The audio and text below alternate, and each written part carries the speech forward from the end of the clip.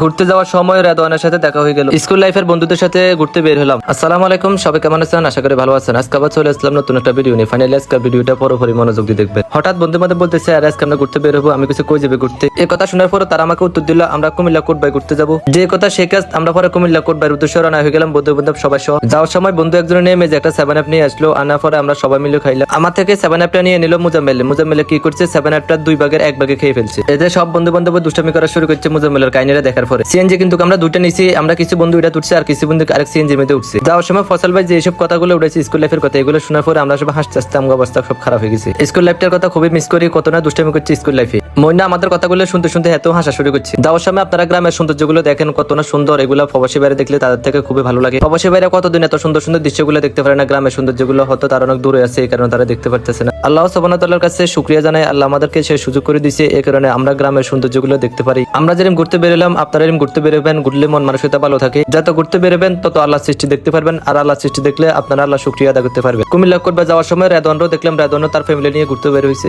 আলহামদুলিল্লাহ অবশেষে আমরা কুমিল্লা কোটবাইয়ের সামনে চলে আসলাম। আসার পর আমরা গাড়ি থেকে নেমে গেলাম। আমরা গাড়ি থেকে নামার সাথে সাথে রেদওয়ানও নেমে গেল, তার স্ত্রী এবং তার ছেলেকে নিয়ে। রেদওয়ান তাড়াতাড়ি করে আমাদের কাছে আসলো, আসে আমাদের সবার সাথে ফ্রেন্ডশিপ ধরলো, সবাইকে জিজ্ঞেস করতে পারি আপনারা কোন কোন জায়গায় ঘুরবে। আমি রেদওয়ানকে বলতেছি রেদওয়ান সব জায়গায় তো ঘুরবো, আগে শালবন বিহারে যাবো, এখান থেকে ঘুরা শেষ করার পর অন্য অন্য স্থানে ঘুরতে যাবো। তারা দুজনে যেভাবে কোলাকুলি করতে চায় তোরা এভাবে কোলাকুলি করিস না, মানুষের নেগেটিভ ভাবতে পারে। রেদওয়ান ও তার ওয়াইফও অন্য পার্কে ঘুরতে যাইতেছে। শালবন বিহারও কি কি ঘুরলো পরের পর্বের জন্য অপেক্ষা করেন। আজকের ব্লগটা পর্যন্ত সবাই ভালো থাকবেন, আল্লাহ হাফেজ।